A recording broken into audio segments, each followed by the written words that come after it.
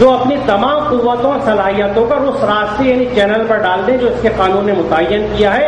اسی سے ایاک نعبد کا مفہوم واضح ہے. اب آپ اندازہ لگائیے کہ وہ ایک چھوٹی سی نہایت خوبصورت آیت جس کو ہر نماز میں سورہ فاتحہ کے درمیان پڑھتے ہیں. قاری صاحب نے اس پروگرام کی شروعات میں جس کو پڑھا ایاک نعبد و ایاک نستعین. ایاک نعبد کا کیا مطلب کہ ہم تیری ہی بندگی میں ہیں اور تیرے سے استعانت مانگیں گے. محض تیری بندگی. اور جو تیری بندگی ہے یعنی جو اللہ کی بندگی کرنے والا اس کے لیے قرآن یہ کہتا ہے کہ کیا اللہ اپنے بندوں کے لیے کافی نہیں ہے؟ الیس اللہ بکافٍ کہ کیا اللہ اپنے بندوں کے لیے کافی نہیں ہے؟ یہ ایک ایسی آیت ہے جو تیر کی طرح دل پہ رکھے کہ کیا اللہ اپنے بندوں کے لیے کافی نہیں ہے؟ یعنی تم کہاں مارے پھرتے ہو؟ کن کن دروں پہ جھکتے ہو؟ کس کس کے قوانین پہ عمل کرتے ہو؟ کیا اللہ اپنے بندوں کے لیے کافی نہیں ہے؟ لیکن شرط کیا ہے؟ وہ کافی ہے لیکن کن کے لیے؟ جو اس کے بندے، جو اس کے غلام ہیں، 24 گھنٹے کے ہوئے totally submitted to Allah's will، Allah's command، اللہ کے احکامات کے جو مکمل مطیع اور فرما بردار ہیں، پر رضا اور رغبت، پوری دل کی رضا کے ساتھ جو اللہ کے احکامات پہ من جملہ احکامات پہ عمل کرتے ہیں، ان کے لیے اللہ تعالیٰ یقیناً کافی ہے. اسی سے ایاک نعبد کا مفہوم واضح ہے، یعنی ہم صرف تیرے قوانین کے سامنے جھکتے ہیں، تیرے احکامات کو مانتے ہیں، ہم صرف تیری محکومیت اختیار کرتے ہیں. ہم اپنی تمام قوتوں اور صلاحیتوں کو ایک سدھائے ہوئے گھوڑے کی طرح اس مقصد کے حصول کے لیے صرف کرتے ہیں جو تو نے ہمارے لیے مقرر کیا. اجتماعات صلاۃ میں اٹھنا اور جھکنا انہیں جذبات اطاعت و فرما پذیری کا محسوس مظہر ہے، لیکن خدا کی عبادت اسی حد تک محدود نہیں. اس کی عبادت سے مقصود یہ ہے کہ انسان زندگی کے ہر سانس میں قوانین خداوندی کی اطاعت کرے.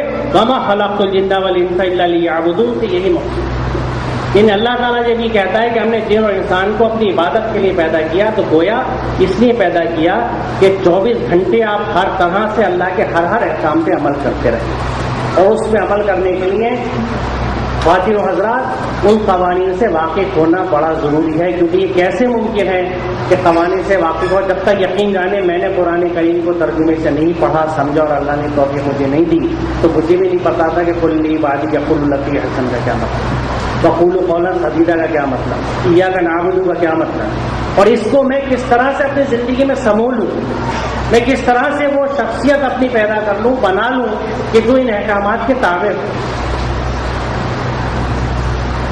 اتنا اور واضح کر دینا ضروری ہے کہ قوانین خداوندی کی محکومیت اختیار کرنے سے مقصد یہ ہوتا ہے کہ انسان کو اس دنیا میں جنت کی خوشگوانیوں کی زندگی نصیب ہو جائے اور اس کی ذات کی ایسی نشو و نما ہو جائے جس سے وہ مرنے کے بعد زندگی کے مزید ارتقائی منازل طے کرنے کے قابل ہو سکے، یعنی جنت کی طرف جا سکے. یہ محکومی در حقیقت زندگی کے بلند مستقل اقدار کو از خود اپنے اوپر عائد کرنا ہے.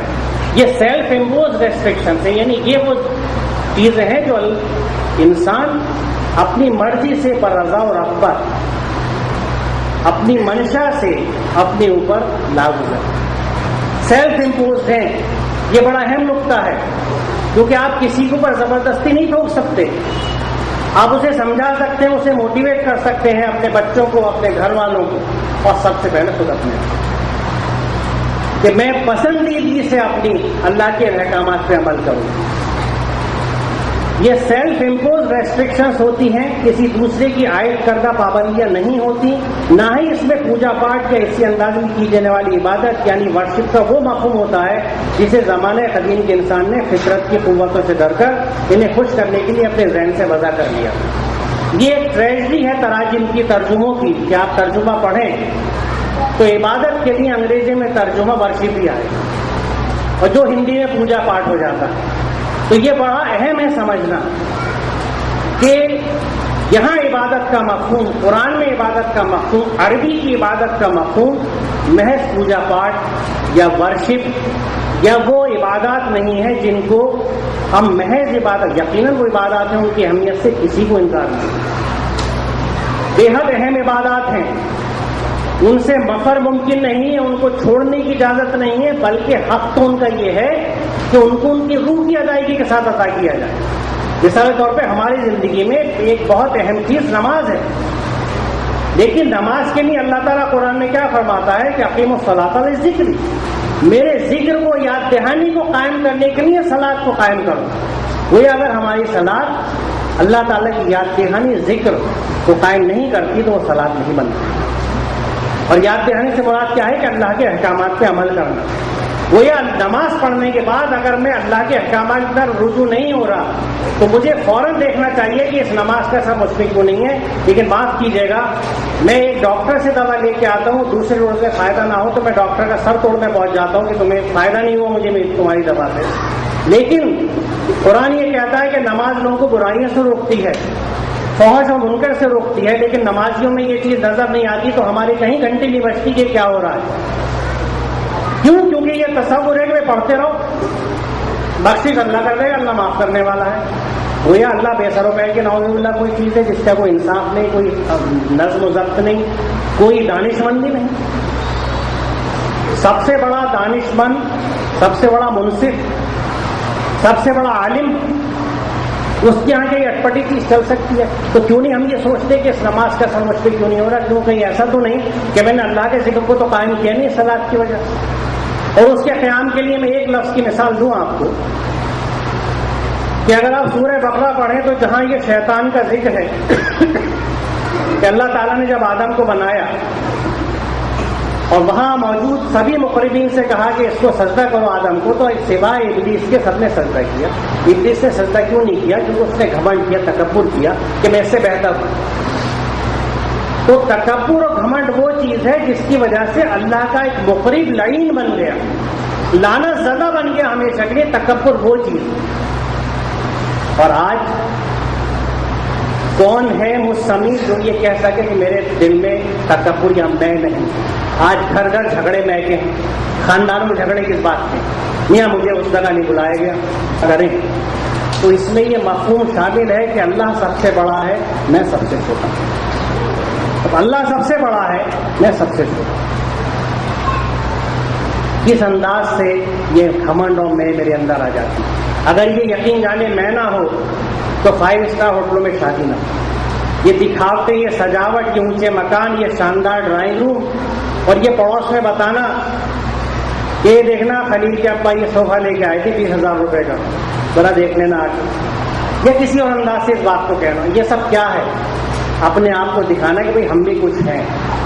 ریکاگنائز نہیں، دیکھو میں بھی کچھ ہوں، صاحب ثروت ہو گیا ہوں، مکان بھی بڑا اچھا ہے، گاڑی بھی 5-7 کھڑی رہتی ہیں، بچی کی شادی میں بھی 20-25 تولے سودا میں نے دے دیا تھا، کیا دعوت کری تھی میں نے، گویا میں کچھ ہوں، مجھے سمجھو. اس بات کا اس میں سے کون سی چیز ایسی ہے جو میری اللہ کی دی ہوئی؟ کب وہ لے لے پتہ نہیں. جس مال پہ میں بڑا گھمنڈ کرتا ہوں 1 منٹ پہ قدرتی آفت آتی ہے، زلزلہ آتا ہے، سونامی آتی ہے، اگر جسم پہ کپڑا بچتا ہے تو ریلیف کا چاول دیا جاتا ہے، ورنہ ہاتھ میں لے کے کھاتے ہیں. کہاں گئے وہ سونے چاندی کے برتن اور ڈیزائنر کلوتھ اور سب چیزیں؟ وہ مکانات کہاں چلے گئے؟ میں اپنی عقل پہ بڑا گھمنڈ کرنے لگوں کہ بڑا انٹلیکچوئل ہو گیا، مسلم انٹلیکچوئل فارم بنا لوں، 1 منٹ میں یہاں کھلوٹ آئے گا، میں یہاں پڑا ہوں، مجھے یہ نہیں پتا کہ میرا فضلہ کب نکلا. کس عقل سے گھمنڈ؟ کن ہاتھ پیروں پہ گھمنڈ؟ کس صحت پہ گھمنڈ؟ 4 دن جم گئے، چڑھنے لگے یوں کہ ٹائٹ شرٹس پہن لی، ذرا سا ہاتھ ٹیڑھے ہو گئے، سیدھے نہیں چلے جا رہے. کیا صحت 1 منٹ میں؟ کس بات کا گھمنڈ؟ اللہ کا شکر ادا کرنا چاہیے کہ اس نے نعمت کا عطا کر. کچھ بھی نہیں ہے تو یہ میرا چلتا پھرتا جسم تو ہے، میں بول رہا ہوں، دیکھ رہا ہوں، سن رہا ہوں. آج پڑھنے کے لیے جب میں چشمہ لگاتا ہوں تو اندازہ ہوتا ہے کہ نعمت جو کمزور ہو گئی کیا چیز تھی. آج موبائل کی گھنٹی بجتی تو بنا چشمہ لگائے نمبر نہیں دیکھ سکتا، گھنٹی بجتی رہتی. کمزور ہو گئی میری آنکھ، اللہ کی نعمت کمزور ہو گئی. کیا نعمت کی اور یہ چلی گئی، خدا نہ خاص پتہ کیا ہوگا. میری دنیا تاریخ، کیا یہ چیزیں کم ہیں شکر کے لیے؟ میں کس ہوڑ میں ہوں اس مال کے لیے. دیکھیے بڑی عجیب بات ہے، ٹریجڈی ہے کہ ہم جس چیز کو چھوڑ کے جاتے ہیں اس کی کوشش میں اور بار لگے رہتے ہیں اس کو جمع کرنے کی، اور جو چیز ساتھ جاتی ہے اس کی طرف چلا. جو چیزیں چھوڑنی ہے ساری تگو تو اس کی ہے. کاروباری رنجشیں، جھگڑے، تعویذ، ڈنڈے، اس کا کاروبار بند، میرا چل جائے، اس کی بیٹی بیاہ لوں، اس کا بیٹا دے دو. کیا جگاڑ نہیں لگاتے ہم لوگ، صرف اس لیے کہ کچھ پاور، اختیار، کچھ پیسہ جس کو میں چھوڑ کے جاؤں. اور جواب دہی ہوگی ان تمام چیزوں کی کہ کیا کیا تم نے کیا تھا، کیونکہ اللہ کے احکامات میں نہیں ہے. کوئی منفی جذبہ مسلمان کے دل میں نہیں ہونا چاہیے. کوئی حسد، نفرت، بغض، کینہ مسلمان کی شان ہی نہیں. اب اس آیت میں نے جو یہ لال رنگ سے اسی لیے لکھا ہے کہ دونوں عبادتیں واضح ہوتی ہیں کہ اے بنی آدم، کیا میں نے تم کو ہدایت نہ کی تھی کہ شیطان کی بندگی نہ کرو. لا تعبدوا الشیطان، وہ تمہارا کھلا دشمن ہے، اور میری ہی بندگی کرو، یہ سیدھا راستہ ہے. وَنِعْبُدُونِی، میری بندگی کرو، میری عبادت کرو. تو گویا شیطان کی عبادت، شیطان کے احکامات پہ چلنا، چاہے وہ نفسانی ہو، چاہے خارجی ہو، سماج کے، سوسائٹی کے، فیشن کی شکل میں ہو، پیش گیری کی شکل میں ہو، جو نوجوانوں میں بڑا مقبول ہے اور بڑی کوشش ہوتی ہے کہ پیش گیری پہ آ جائے کسی طرح سے. کیا اللہ کے احکامات کیا؟ کتنے دن کی زندگی ہے جس کے لیے کوشش ہے اور جس کے لیے کھلی بغاوت،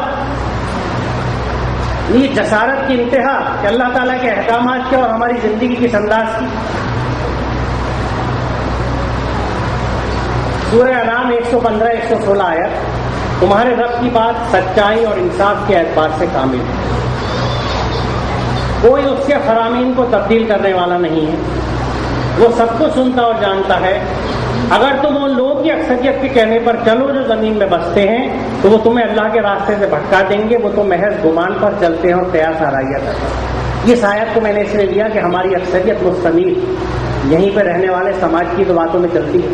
اللہ یہ کہہ رہا ہے کہ زمین پہ رہنے والوں کی اکثریت ایسی ہے کہ اگر اس کے کہنے پہ تم چلو گے تو تمہیں بھٹکا دیں گے، کیونکہ وہ خود اللہ کے راستے پہ نہیں چلتے.